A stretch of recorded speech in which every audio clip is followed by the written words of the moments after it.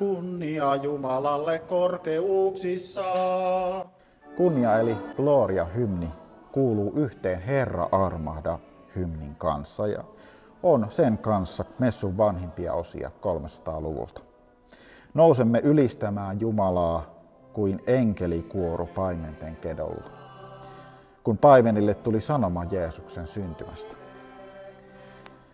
Kun edellä pyysimme Herra armahda, niin nyt ylistämme Herraamme siitä, että hän armahtaa kansansa läsnäolollaan samalla tavalla kuin ensimmäisenä jouluna.